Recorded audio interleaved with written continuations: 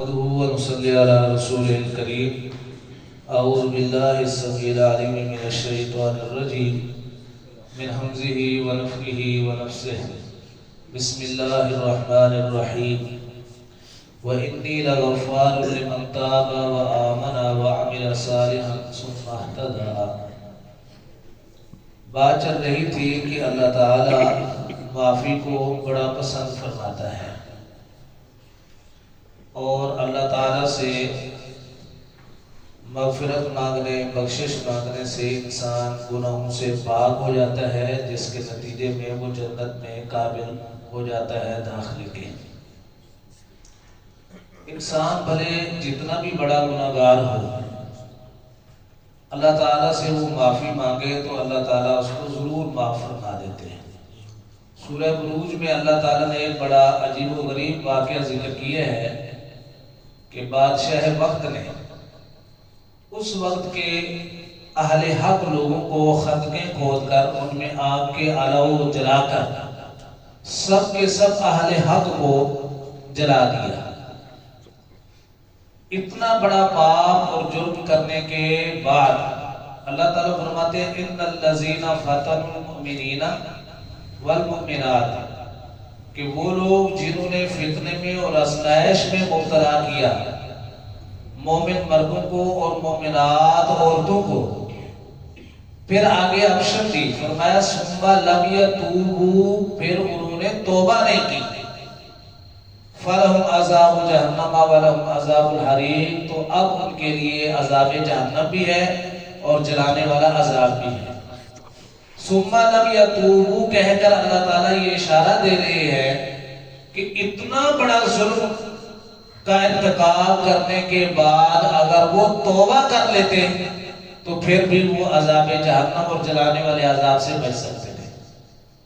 اور اس کی مثال حدیث میں پیارے پیغمبر صلی اللہ علیہ وسلم نے ہمیں یہ بتلائی ہے کہ جس نے 100 قتل کر ڈالے، کتنا بڑا جرم ہے یہ، ایک انسان کا قتل ناحق پوری انسانیت کے قتل کے مترادف ہے، لیکن جب دل میں یہ بات آئی کہ اللہ تعالیٰ مجھے معاف کر دے، زبان سے تو ابھی کچھ کہنے کی نوبت بھی نہیں آئی، ابھی دل کی دنیا ہی بدلی تھی کہ اللہ تعالیٰ نے ان کو معاف فرما دیا۔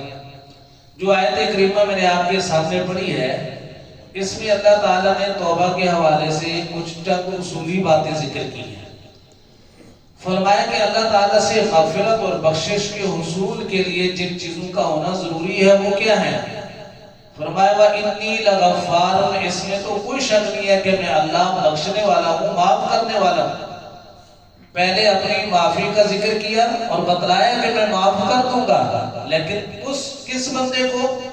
فرمایا کہ لمن تابا، اس بندے کو جس کی پہلی خوبی اور پہلی صفت یہ ہو کہ وہ مجھ سے توبہ تو کرے، وہ مجھ سے معافی تو مانگے۔ نمبر 2 وآمنا، اور اللہ کے ساتھ تعلق جو ہے وہ مضبوط جوڑ لے، اللہ تعالیٰ کے ساتھ اس کا تعلق جوڑ جانا چاہیے۔ تیسرے نمبر پر فرمایا تیسری خوبی یہ ہے وعمل صالحا، پھر وہ اپنی زندگی کو نیک اعمال سے مزین کرے۔ اور چوتھی صفت یہ بیان فرمائی کہ ثم اہتدی، پھر اسی طرح سے زندگی کو قائم رکھنا ہے، اس سے ادھر ادھر نہیں ہونا۔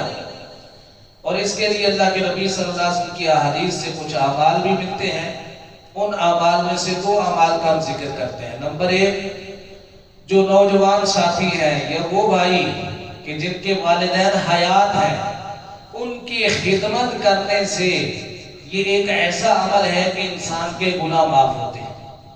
جہاں دیگر فوائد حاصل ہوتے ہیں ماں باپ کی خدمت کرنے سے، ان تمام فوائد اور برکات کے ساتھ ساتھ ایک سب سے بڑا فائدہ یہ ہے کہ ماں باپ کی خدمت کے نتیجے میں انسان کے گناہ بھی معاف ہوتے ہیں۔ مسند احمد کی حدیث ہے، پیارے پیغمبر صلی اللہ علیہ وسلم کے پاس ایک شخص آیا اور عرض کرنے لگا اللہ کے نبی انی اصبت ذنبا عظیما فہل لی من توبہ، مجھ سے بہت بڑا گناہ ہو گیا ہے، تو کیا میرے لیے کوئی توبہ کا راستہ ہے، بخشش کی کوئی سبیل ہے؟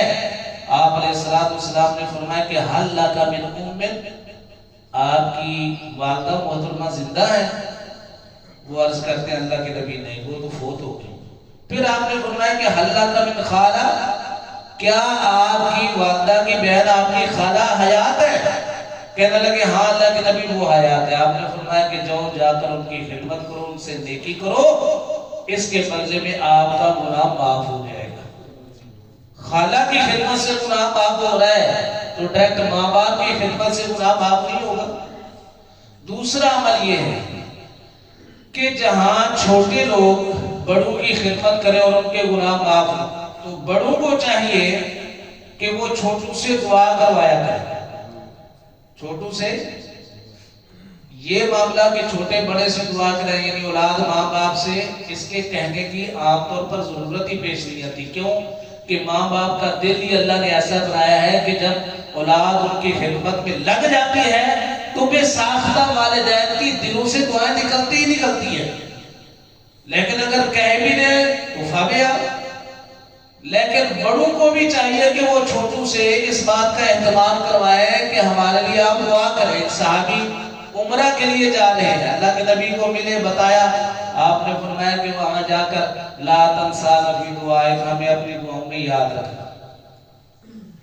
اور سیدنا ابو ہریرہ رضی اللہ عنہ کے بارے میں آتا ہے کہ مدینہ کے بچوں کے پاس جا کر ان کو اکٹھا کرتے اور ان سے کہتے کہ بھائی میں نے ایک دعا کرنی ہے اور میری اس دعا کے اوپر تم نے بڑی زور کے ساتھ آمین کہنی ہے۔